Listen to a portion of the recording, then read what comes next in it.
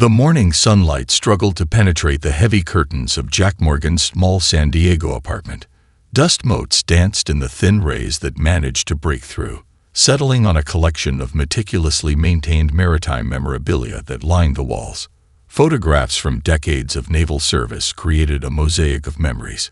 Ships cutting through rough seas, tight-knit crews standing in formation, moments frozen in time that seemed to mock his current state of immobility.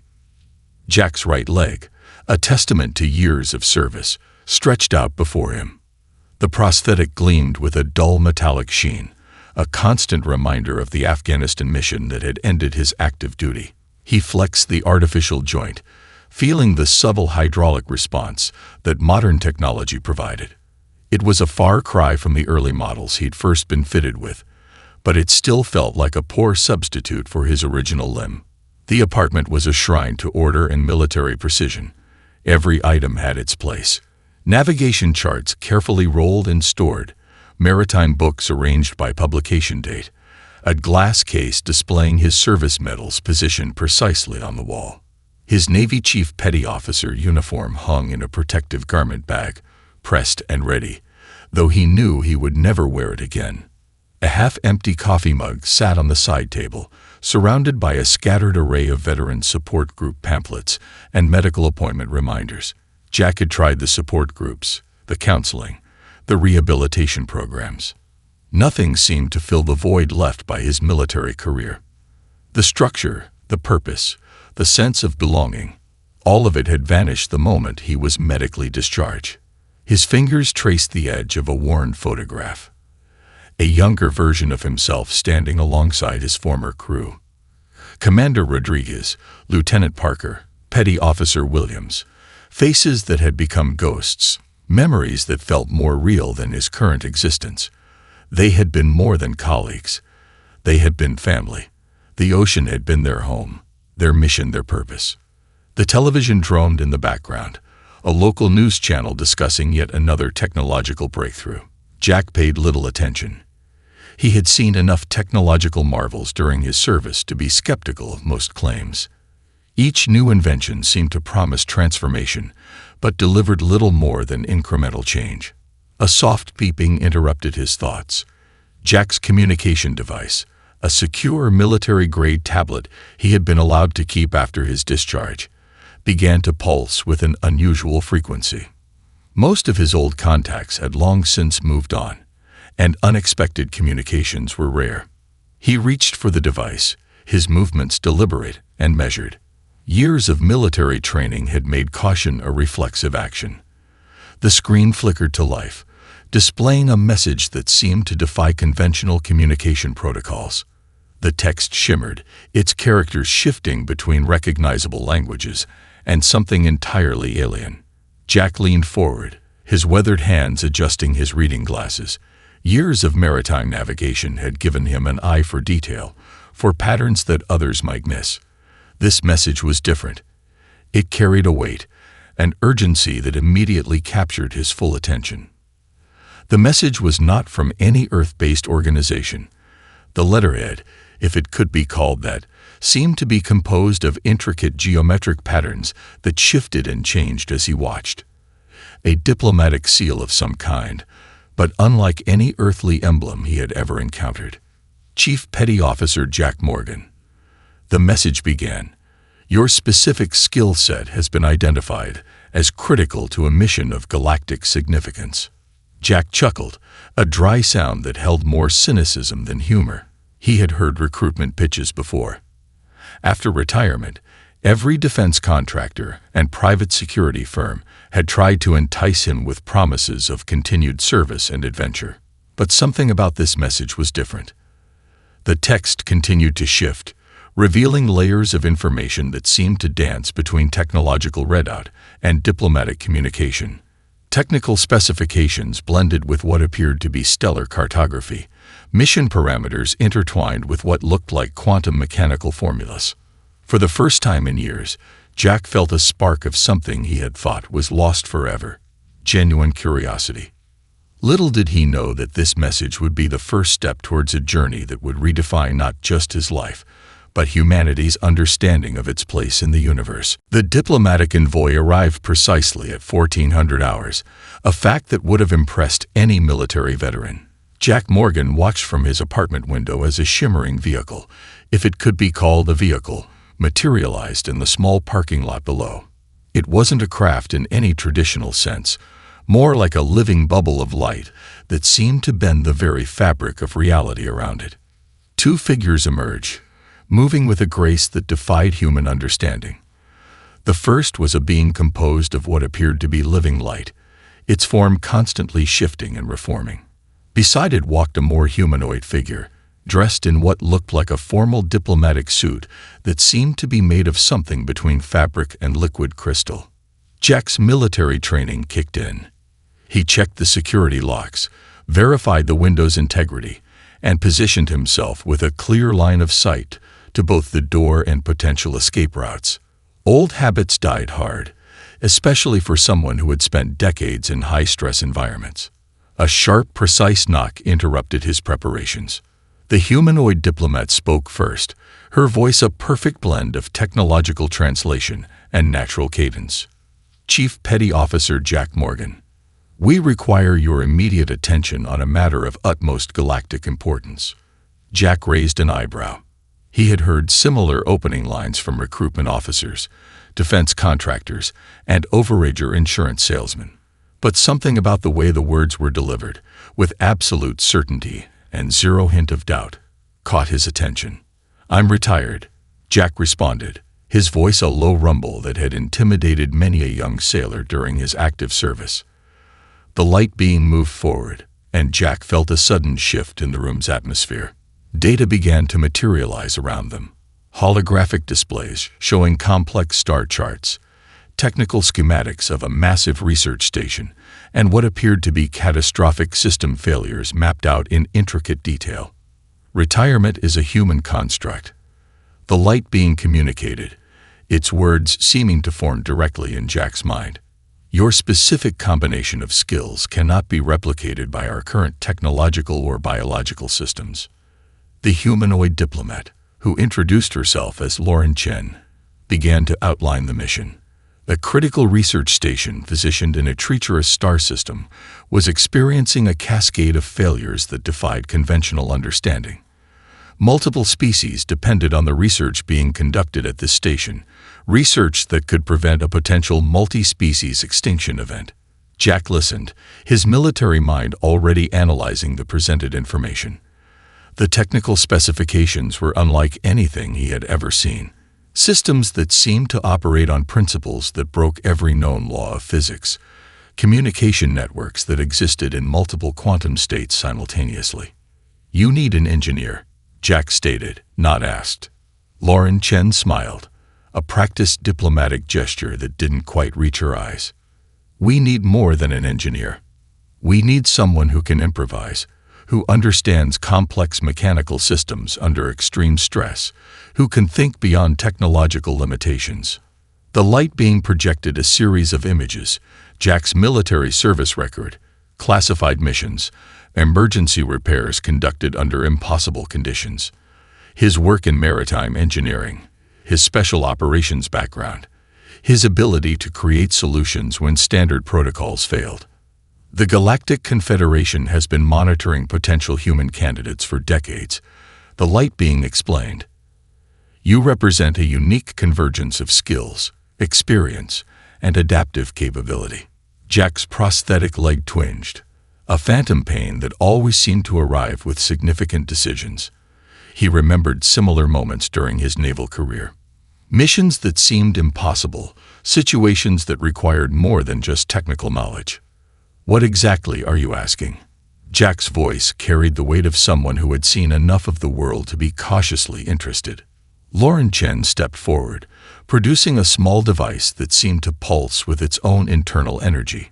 We're offering you a chance to prevent a catastrophe that would result in the extinction of 17 different sentient species. We're offering you a purpose. The light being added, its communication a mix of technical precision and almost emotional urgency. Your species has a remarkable capacity for survival, for adaptation. You see solutions where others see only problems. Jack Morgan looked at the holographic displays, at the intricate failure points of a research station millions of light-years away. He saw not just a technical challenge, but a mission, a purpose.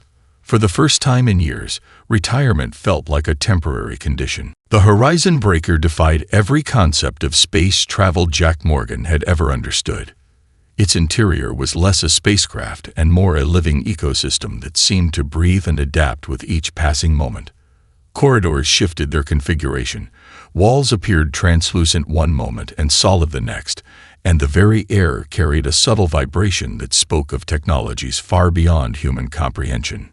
Jack stood at the primary observation deck, his weathered hands gripping a rail that seemed to adjust its temperature and texture to his touch. Outside, the fabric of space itself appeared to ripple and fold, stars stretching into impossible geometric patterns that challenged everything he knew about physics. The crew regarded him with a mixture of curiosity and barely concealed disdain. A crystalline engineer named Zora 4 had been particularly vocal about his presence. During the initial briefing, her translucent form had flickered with what Jack interpreted as professional skepticism. Humans are considered a Level 2 civilization, Zora 4 had stated during their first meeting, her voice a melodic resonance that seemed to vibrate through Jack's bones. Your technological capabilities are primitive by galactic standards. Jack had simply smiled, the same smile that had unnerved countless junior officers during his naval career. Capability isn't about technology, he had responded. It's about problem solving. Now, several solar cycles into their journey, that statement was about to be tested. The ship's quantum navigation system suddenly began to destabilize. Warning signals erupted in a cacophony of color and sound that would have overwhelmed any human sensory system. But to the crew, it was just another potential crisis. Zara 4 and her team of crystalline engineers worked frantically at a central control interface, their body structures shifting and realigning in complex patterns that suggested both communication and computational processing. Holographic displays erupted around them, showing cascading system failures that seemed to defy the laws of known physics. Jack watched, his maritime engineering background picking up subtle patterns the alien crew seemed to miss.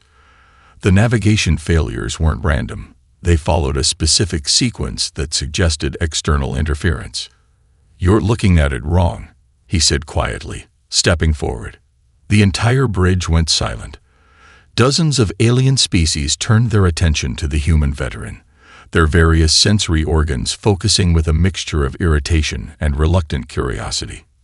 Jack began to explain. Using a combination of hand gestures and technical diagrams, he quickly sketched on a nearby interactive surface. He broke down the navigation failure into a series of interconnected systems, showing how each malfunction was actually a carefully orchestrated sequence designed to push the ship's quantum drive into a critical failure state. Zara 4's crystalline structure pulsed with what seemed like surprise. "How did you perceive these connections?" "Decades of ship maintenance," Jack responded. "Whether it's a naval vessel or a space cruiser, complex systems have similar failure signatures. You're looking at individual components. I'm looking at the entire system." The ship's primary navigator, a being composed of what appeared to be living mist, confirmed Jack's analysis. The quantum drive had been under a sophisticated form of technological attack, one that would have gone undetected without his intervention. As the crisis passed, Jack noticed a shift in the crew's perception. The looks of skepticism were slowly being replaced by something closer to respect. During a subsequent meal cycle, a bizarre affair that involved nutrient absorption through what appeared to be carefully calibrated energy fields, Jack found himself explaining maritime rescue operations to a group of increasingly fascinated alien specialists. "It's not about having the most advanced technology," he explained, demonstrating how naval crews improvise during complex rescue missions. "It's about understanding the underlying principles and being willing to break conventional rules." The journey continued, with Jack gradually becoming more than just a passenger. He was becoming something else, a bridge between human experience and galactic understanding. Outside the ship's quantum adaptive windows, space continued its endless dance. Distant star systems bloomed and collapsed, entire civilizations rose and fell in moments that were barely perceptible to the ship's occupants. Jack Morgan, once a retired Navy chief petty officer, was beginning to understand that his greatest mission was just beginning. The research station loomed before them, a massive construct that defied conventional understanding of engineering. Suspended in the heart of a binary star system, it hung like a wounded leviathan against the backdrop of swirling stellar gases and razor-sharp asteroid fields. Jack Morgan studied the initial sensor readings with a critical eye, his decades of maritime and military experience demanding a deeper understanding beyond the surface-level data. Chief Science Officer Lauren Chen approached, her holographic display casting prismatic reflections across the observation deck.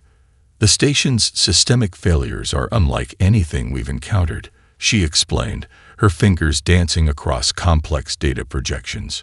"Critical life support, energy distribution, and communication networks are progressively breaking down in patterns that defy our current scientific models." Jack leaned closer, his prosthetic leg adjusting automatically to the station's variable gravitational field. The first thing that struck him was the asymmetry of the failures. In his years of naval engineering, he had learned that true system collapses rarely happen randomly. There was always a pattern, always an underlying cause. "These aren't random failures," he muttered, more to himself than to the surrounding crew. "This is deliberate, calculated." The station's interior was a labyrinth of impossible geometries. Corridors seemed to shift and breathe, with sections that appeared and disappeared like technological mirages. Holographic warning systems flickered in and out of existence, their color-coded alerts creating a chaotic symphony of impending disaster. Jack's first inspection revealed layers of complexity that made traditional engineering look like child's play. Quantum entanglement drives intertwined with biological neural networks, energy conduits that seemed to exist in multiple states simultaneously, communication relays that processed information across dimensional boundaries. "Your species will struggle to comprehend the intricate nature of our technologies," commented Zora 4, the crystalline engineer who had reluctantly begun to respect Jack's capabilities. Jack chuckled. "Technology is just a tool. The real challenge is understanding the system's purpose." He began a methodical investigation, using techniques he had perfected during decades of naval maintenance and special operations. Where the alien engineers saw incomprehensible data, Jack saw a story. Each system failure was a sentence, each malfunctioning component a word in a larger narrative of destruction. The station's primary research mission became clearer as Jack dug deeper. They were studying something profound, a scientific breakthrough that could potentially prevent the extinction of multiple galactic species. Whatever was causing the systematic breakdown was deliberately targeting this specific research. During a critical moment of investigation, Jack discovered something the station's primary team had missed. Buried deep within the communication network was a sophisticated interference pattern. It wasn't just a system failure. It was a carefully orchestrated attack designed to look like technological decay. "Someone doesn't want this research to continue," Jack announced to the assembled science team. Lauren Chen's holographic representation flickered with concern. "The implications are catastrophic. If the research is destroyed, 17 different sentient species could face complete extinction." The station's internal structure continued to deteriorate. Entire sections would momentarily phase out of normal space, only to reappear seconds later.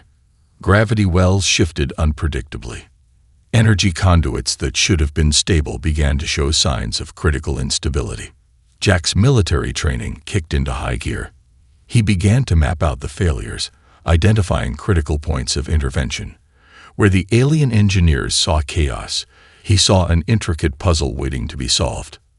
"We need to stabilize the quantum resonance fields," he told Zora 4, pointing to a series of interconnected systems that seemed to be the station's primary structural support. "But we can't approach this like a standard repair. We need to think differently." The crystalline engineer watched, her translucent form pulsing with a mixture of curiosity and growing respect. Jack was treating the entire station like a complex naval vessel, not as a collection of separate systems, but as a single interconnected organism. As emergency protocols continued to fail, Jack Morgan stood at the center of increasing chaos. The research station was dying, and he was the only one who seemed to understand why, and potentially how to save it. The true battle was just beginning. The workshop became Jack Morgan's sanctuary of improvisation. Surrounded by an array of alien technologies that would have overwhelmed any other human, he moved with a purpose that both fascinated and terrified the station's research team. Scattered across workbenches were components that defied conventional understanding: quantum regulators, bioneural interfaces, energy conduits that seemed to exist in multiple dimensions simultaneously. "You can't seriously be suggesting we use that," Zara 4 protested, her crystalline form pulsing with skeptical energy as Jack manipulated a series of damaged quantum regulators. Jack's hands moved with the precision of a surgeon and the intuition of an artist. He was repurposing a damaged communication relay, combining it with a thermal management system from an entirely different section of the station. "In the Navy, we had a saying," he explained, not looking up from his work. "Improvise, adapt, overcome. Your advanced technology is impressive, but it's also rigid." The repair strategy was unlike anything the alien engineers had considered. Where they saw specialized components designed for specific purposes, Jack saw potential. A coolant system became a communication booster. A damaged energy regulator was transformed into a stabilization mechanism for the station's quantum field generators. Lauren Chen watched in amazement as Jack's modifications began to take effect.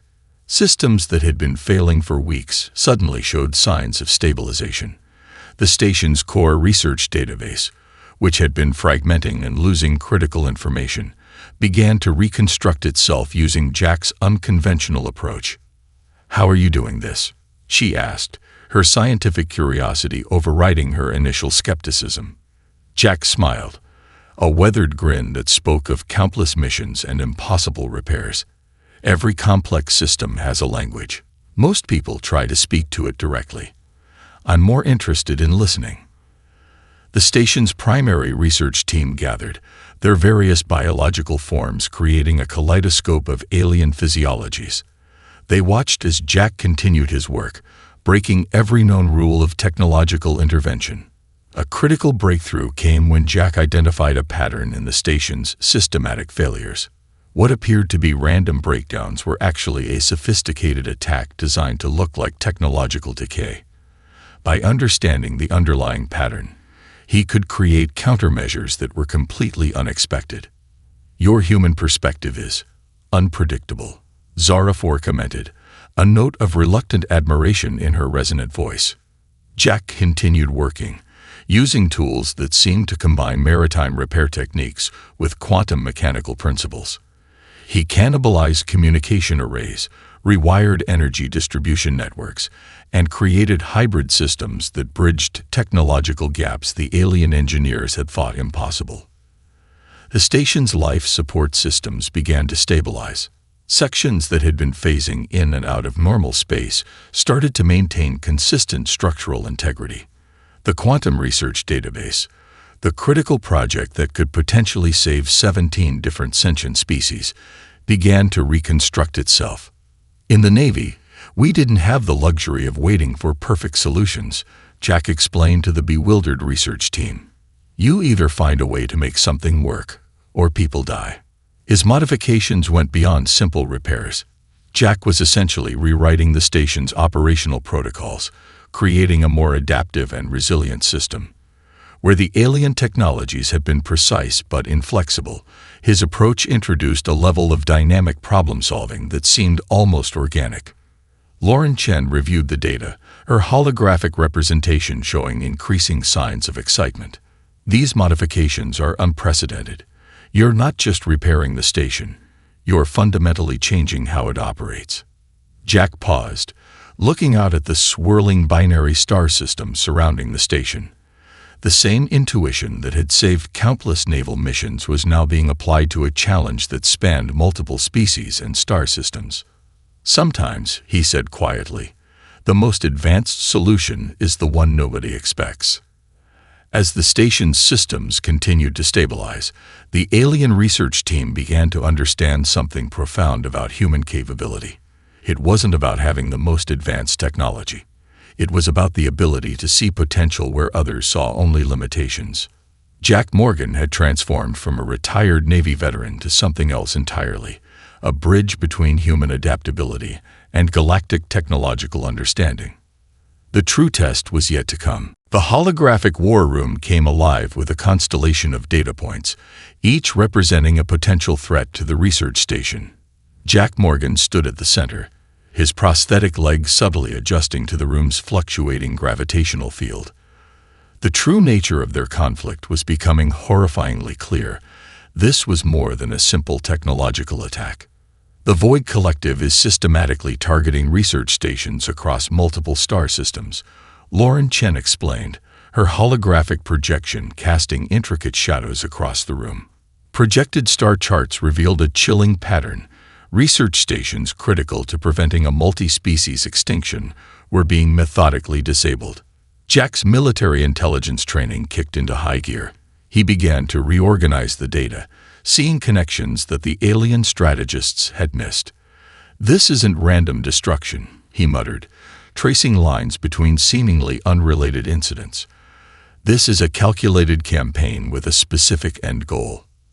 Zara 4, the crystalline engineer, projected additional layers of intelligence.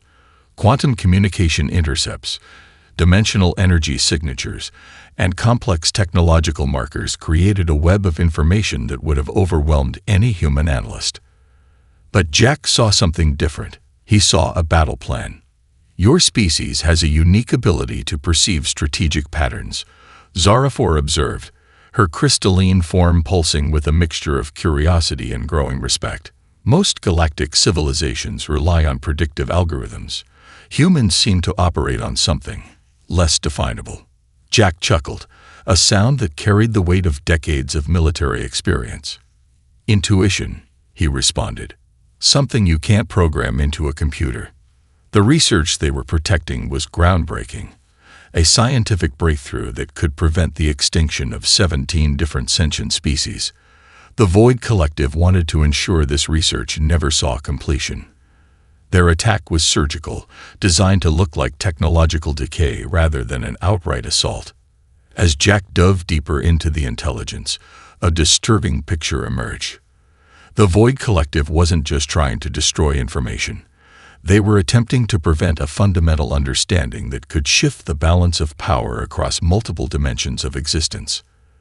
"They're afraid," Jack announced to the assembled research team. "This isn't about destruction. This is about preventing a discovery that would change everything." The station's defensive systems had been a complex network of quantum shields and dimensional barriers, but Jack saw them differently. Drawing from his naval experience, he began to redesign the defensive strategy, treating the entire station like a complex naval vessel under potential attack. "We need to think asymmetrically," he explained, drawing diagrams that seemed to defy traditional strategic thinking. He proposed using the station's research technology as both a defensive and offensive mechanism, a concept that shocked the alien strategists. Lauren Chen watched in amazement as Jack's strategy took shape. He was transforming the research station from a potential target into an active defensive platform. Communication networks became early warning systems. Quantum research equipment could be rapidly converted into defensive countermeasures. The Void Collective's attack began without warning. Dimensional rifts opened around the station, releasing waves of technological constructs designed to disable and destroy. But Jack's preparations were already in motion. "All hands," he called out, using naval command protocols that seemed archaic yet strangely effective. "Prepare for defensive engagement." The station responded like a living organism. Quantum shields shifted and adapted, creating interference patterns that the attacking constructs couldn't comprehend. Energy systems that had been on the brink of failure now pulsed with unexpected vitality. Zerafor's voice cut through the chaos. Incoming dimensional breach detected in Sector 7. Jack's response was immediate. Redirect quantum resonance field. Compress and redirect energy signature. The alien crew watched in awe as Jack Morgan orchestrated a defense that seemed to defy the laws of known warfare. Where their advanced technologies saw only threat, he saw opportunity.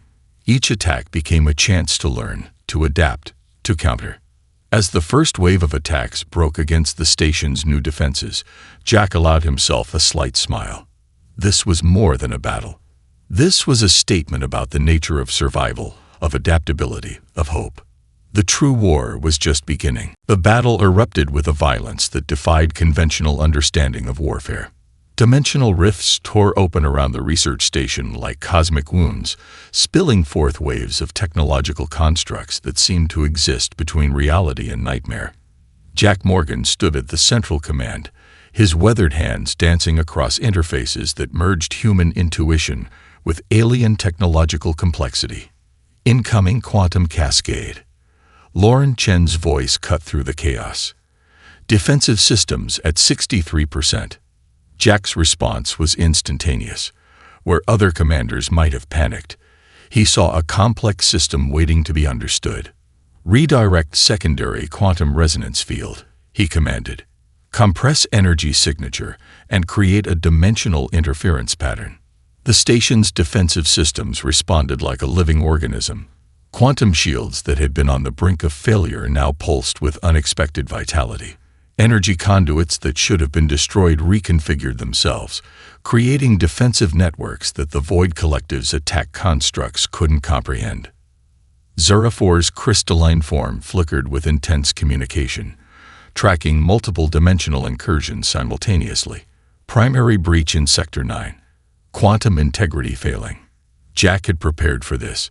His modifications to the station's systems weren't just repairs. They were a complete reimagining of defensive capabilities. Where alien technologies saw threat as a binary concept, he saw it as a fluid, adaptive challenge. Implement secondary protocol, he announced, his voice cutting through the cacophony of battle. Rotate quantum harmonics. Make our defensive field unpredictable. The station began to move in ways that defied traditional understanding of space and motion. It wasn't just defending, it was fighting back. Energy weapons that were supposed to be passive research tools became active defensive mechanisms. Communication arrays transformed into targeting systems. Lauren Chen watched in amazement as Jack orchestrated the defense. These modifications are impossible, she muttered, reviewing the rapidly changing tactical displays. Impossible is just a word for something nobody's tried yet, Jack responded, a hint of his old naval training bleeding through. The Void Collective's attack was relentless. Waves of technological constructs crashed against the station's defenses, each wave more sophisticated than the last. These were not simple weapons, but complex living technologies designed to break down and consume entire research platforms.